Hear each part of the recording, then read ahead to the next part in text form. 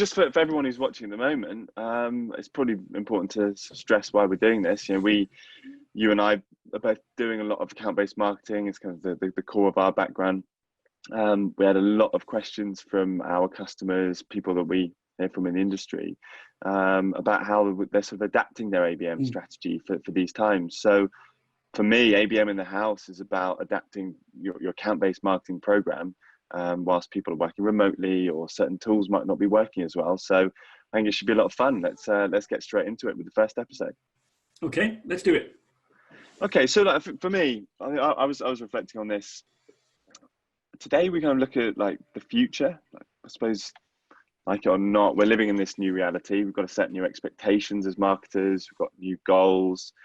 We've got new marching orders from the exec teams. But in other words, we're trying to update our strategy to change this market. So when I think about it, actually, I think things are accelerating for the future. We're actually putting things in place that maybe we put on hold, and actually this might be a really good thing. So I want to spend the next couple of weeks addressing those things as well. Budgets are being cut, so maybe things have to be laser focused. I think that's a good thing, right? We're not doing the spray and pray approach anymore. We've got to be really refined. But we all know that as a result of that focus and that refocus that everyone's going through right now, we've got to show significant results with a lighter spend. So I think it's going to be interesting. So what I wanted to start on today with you really was, where do we re-begin as an account-based marketing program? Where would you start? I mean, most people have like target account lists. Is that a good place to start? Well, I think you're right. I think a lot of people do, come to us and say, hey, we've got these accounts and we'd like to target them and we'd like to try to either win them or penetrate or land and expand, etc. And I think very often when we kind of dig a bit deeper and we say, well, how did you come up with this list? That very often we find there's not really any science or any kind of hard data behind these lists. They're built over legacy, historical reasons, sales leaders, C-suite have ideas about who they'd like to have as accounts, etc. So we very often say to companies, well, actually, maybe you should put that target account list to one side for a second. And let's have a look at actually some of the basics some of the foundations that actually would build up a solid approach to target account lists. And so we obviously ask people, well, let's build your ideal customer profile. Who is your ideal customer? And that's really where, Alex, where we actually say to people where you really should start with ABM is, who is your ideal customer your ideal customer rather, and let's build a profile of who that ideal customer is. Okay, all right, well, let's start there then. Before we do, why is it wrong just to kind of go after the FTSE 100, the Fortune 500? What's the problem there? Well, why have you chosen Fortune 500 or FTSE 100 or CAC 40? What's the reason behind that? If you can actually explain to me why you've decided that, and what historical data you can show me that has proven that these are profitable accounts, that they are easy to win, they're easy to maintain, they're companies that will stay loyal to you. If you can back that data up, and obviously there's an alignment clearly between what you're actually offering and what they're looking to buy. If you can match all those things, then that's okay. But that's very often where the cracks appear, so to speak, in target account building. And that's why once you kind of go through this process of actually designing your ideal customer, then that's when you can actually have a really solid foundation to build from. Okay, sounds like finger in the air stuff. So let's help people build an ICP then, because that's where we started when ReachDesk began. We were kind of born account based, so let's help people refine their ICP. How about that? Okay, that sounds like a plan. So what's the from your point of view, what have you seen? What would you say the first step is? I mean, usually you'd have sort of firmographics and like the standard components to it. We're talking about account-based marketing right now, during this new normal, as a lot of people call it. I'd actually say the first thing that I recommend people would do right now is actually begin by talking to your sales and customer success team. Right? You usually will have, if you're doing account-based marketing already, you usually have some version of an ideal customer profile. That's changed quite quickly. What I find people are getting wrong right now is they're not actually talking internally about the conversations that happen. what does your customer success team say? Who's leaving? Who's churning? Who can't afford this anymore? Which industries are going wrong? Your sales and customer success team are on the front line. They're in the trenches. They're talking to these people, and they can sense check what you don't necessarily know. You might have something like a Gong or a Refract where you can call intelligence solutions, where you can listen in, sit down, have a conversation with those teams as well. They'll help you identify your existing ICP, if you have one, as to where the gaps are. Now, if you do have that, obviously you've got to be thinking about the basics. But once you've spoken to your sales and customer success team, you do need to be thinking about which accounts are most profitable to spend with you, the most with you anyway, right? Which have like those high satisfaction rates, which are the ones that are easy to sell to, and the ones that you work with for the longest. Some people use NPS scores as well. But take a look at that, refine it, and then start working with those existing teams as to whether those customers are still going to be let's say tier 1 accounts, maybe tier 2, or even fit in that profile at all. Then that kind of ties in with your industries and your sectors. The ones that have been affected the most are travel, hospitality. Those kind of businesses have been impacted greatly. So you might almost have this anti-ICP, I call it, the ones that you will not be able to work with probably for the next, I don't know, 3 to 6 months. Don't forget them, put them on ice. Maybe set a date as to when you might want to start watching those industries come back to fruition. But yeah, think about the industries that are not going to work, and then also the ones that are actually almost booming. We're talking on Zoom right now. That industry has kind of gone colossal. Try and refocus on the businesses that help people working remotely, the businesses that have video conferencing tools, the ones that actually allow us and enable us. Those are the ones you should prioritize, and that should almost become your new tier 1.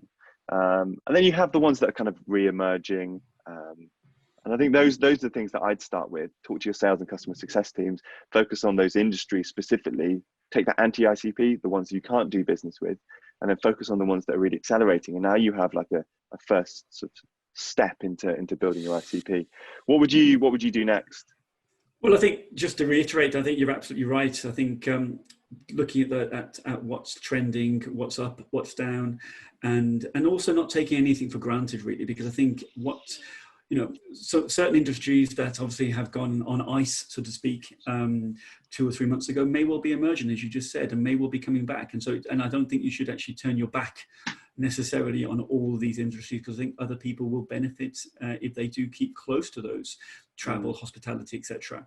So I think you're absolutely right there. I think the step 3 for me, once you have that data, you've spoken to your customer success teams, you've spoken to your sales teams, you've got your industries. I think the next thing would be to think about what kind of size companies are the right fit for you. And I think very often companies can have, you can't have a smorgasbord of going after everyone. You need to be really clear what kind of company size are the right ones for you. Are you specialized in mid-market? Are you specialized in enterprise? Are you specialized even in SaaS startups? What companies are the right fit for what you do and how you help them? And I think that would be step 3 for me. And obviously then linked to that clearly, which is an additional piece of information to feed into your ICP, is, well, what kind of turnover are you looking for, right? So, are you going after companies that have a turnover of $1 million, or even $1 billion? What is the size that is right for you? Because, depending on what your solution is and depending on the price ticket of the solution that you offer, there are going to be companies that clearly cannot afford your solution, or they may, in the current environment, find your solution a stretch too far. So I think it's really important, and we find this from our own agency, that knowing the size of the company, the turnover is key. And then obviously you move on. And so for us, step 5 in this process will be, well, where are these companies based? And I think knowing very clearly from an ICP point of view, which geographies you want to go after. Is it United States? Is it United States and Canada? Is it Western Europe? But Western Europe is very broad. Within your Western Europe, is it Scandinavia plus United Kingdom, Ireland, Germany, Austria, or do you go much wider? And I think knowing those geographies now looking at where they are with regards to the coronavirus and how are their economies emerging from that rather, I think is really important. So that I think the where is really quite key actually, and actually perhaps depending on the size of your organization and where you are in your growth, limiting the geographies that you go after is probably quite sensible at the moment. Interesting. So you're actually actively looking at like almost territory specific. It might be country specific to say, well, actually these countries are coming out of this a bit faster than the others, and that might be an indicator to refocus there. I think that's a really good point. Nice. Okay. Yeah, and then I think the next step for us is like step 6 in this process would be what we kind of call under the hood, which obviously is a kind of a car analogy, which is what kind of things are happening within that organization that are kind of publicly available that you can obviously find out. So for example, what technology do they use? And that's for us, it's a good indicator. Are they using Salesforce? Are they using HubSpot? Are they using Engagio? Are they using Marketo? All these kind of technology uses are really good indicators of the kind of level of technology maturity of the organization. And they're also indicators of kind of what we call sales triggers. So, that if they're using XYZ technology, that they're going to have a higher propensity to use other technologies that are linked to that. Or indeed, if they're using those technologies, then that they're going to be, in the case of ABM, they're going to be on an ABM journey. So the level of maturity is quite important. Are they active consumers of the type of solution that you buy? Or would your solution be a leap in the dark for them? And so you for your sales team and for your marketing and for your content and messaging strategy, knowing how to pitch is really important. Are you completely new to them? Like for example, Alex, in the case of ReachDesk, have they done direct mail before, or is direct mail something that they don't know anything about? And I think that's really quite important. And then I think the last part around this kind of under the hood would be, team size. And for us, that's really an important indicator is how large, for example, in the work that we do, how large are the sales and marketing teams? Who have we got to work with? How, we need the team internally within our client organizations to be there to be able to, to be able to help as well. So if they've only got a small team, then that might not always be a good indicator. But conversely, if they've got a huge team, that might equally be the fact that they're maybe not the right fit for us as a company. So those are some of the things that we look at. A lot of businesses have had to refactor their teams. Some of them have shrunk, some of them have grown. So you can use that, I think, right now to see, well, which businesses are actually actively hiring. If they're in growth mode and you look at the team sizes actually in the positive side of things, you should almost be prioritizing them.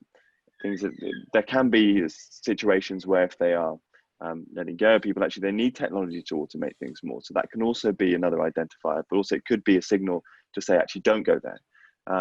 I think also with the technographics, I think my advice to people is you might have complementary solutions, right? As you mentioned, our system integrates with several systems like Salesforce and those kind of things. If they've recently purchased something like that, they're actually in active buying mode for technology. So if you're a SaaS provider right now, look into the complementary solutions that fit who you might sell alongside. And if those businesses are adopting them right now, you can use things like Datanize, which is now a DiscoverOrg product. You can actually use those and say, well, they onboarded them recently. Now that's a trigger for us to go after them. Yeah. Okay, fine. So the final bit for you then, I think we've covered quite a lot. What's that missing piece then, do you reckon? Well, I think the final layer is what we, intent data. And there's obviously lots of, it's a very popular term and a very popular subject at the moment, but there are different types of intent. So when we've got all that data, as you said, about, what is an ideal customer, we then say, well, let's look at what's happening.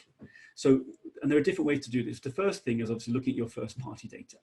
And by first party data, that's what you have in your database and what you have access to. So look at what your customers are doing. Look at what your identified prospects are doing. How active are they? If you have HubSpot or Marketo or Salesforce, obviously you can track their engagement, you can track what they're doing, you can track what emails they're reading from you, you can track what thought leadership that you're producing they're accessing, what videos they're watching, etc. So look at those customers that are actually actively engaged with your brand and ask yourself some serious questions about, what are they engaged in? At what level? What are they finding interesting? What content am I creating that they're actually finding of interest? So that's a really key piece of data for us.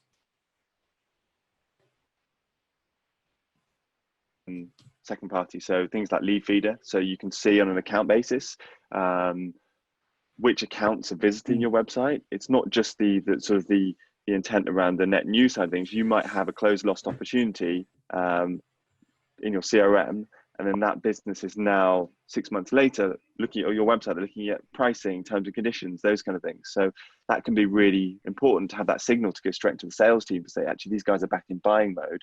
Let's pick it up and have that conversation again. Yep. They've looked at these pieces of content. We've got this new piece of content, refresh it and actually deliver value to them. It's a really nice way of using your own website with sort of that anonymized data and then putting it back through lead feeder and tying it into your CRM. So that's something that we found really useful. Yeah, equally the same. And I think it also informs your whole kind of content strategy and your whole kind of website strategy, how you build that customer journey. So then that can actually then, you know, send signals to your sales teams about engagement and interest and where that prospect is in the buyer journey. And I think the third thing from an intent data that we use with all of our clients is third-party intent. And by that, I mean the ability to find out away from your ecosystem, away from your website, what is actually happening in the market. And so there are third-party data providers such as Science, such as Bombora, such as other companies out there, such as Sixth Sense, who are also quite well placed in this space, that that can actually give you intent signals. And this is used not just for, you know, new client acquisition, but it's also used for engaging with customers, because if you can see what your customers are interested in out there in the ecosystem, then that can obviously inform a lot of your kind of customer success teams. It can inform how you're engaging with your clients. It can inform how you can potentially go after and talk to other departments and other divisions within your existing customers, because at the end of the day, very often we're only working with a small part of a company. And particularly with large enterprises, these are enormous organizations in 100 countries, and very often you're working with one department in one country. So using intent data is amazing for obviously new client acquisition, but equally we are very large supporters of it being used for working with your existing customers as well. That sort of covers most of it from an ICP perspective then. I think that there you have it, really. I think that gives, hopefully, anyone who's viewing this kind of a solid foundation for you to be able to start building an ICP out the way we do. Obviously, there are loads of different ways of doing it. Sounds like the way you and I do it is very similar, to sort of, you know, have a framework to assess your current clients, qualify leads that you've got in your database, create that target account list, and make a really good, solid start and be really focused. The guys I've been interviewing recently have said, look, my budget is half the amount and I've got to get twice as much out of it. So I think having a really solid ICP is going to help there. My word of warning is very simple. It's not a fixed thing, right? It's always moving. We refresh it every 3 months. So make sure that the above criteria that we've perhaps just given you as a starting point is refreshed. There might be other components that you want to add in. I think it's a really, really solid start. So what do you want to talk about next week, Declan? Well, if we've covered today the ICP, right? We've given the basics of how to actually build that profile. I think if we can take that ICP forward into next week and talk about, well, how do you then, you know, build that target account list? Within that target account list, how do you look at the tiering, which you mentioned earlier, Alex? What is the criteria for a tier 1 account? What is the criteria for a tier 2 account? What is the criteria for a tier 3 account? If we could obviously move forward with that and obviously help everyone next week to understand a bit more about that, and then we can bring on board looking at the buyer personae and which ones are relevant now and which new ones potentially could be coming on board now in terms of new markets within those target accounts, right? Awesome. I'm totally on board with that. Let's kick things off there.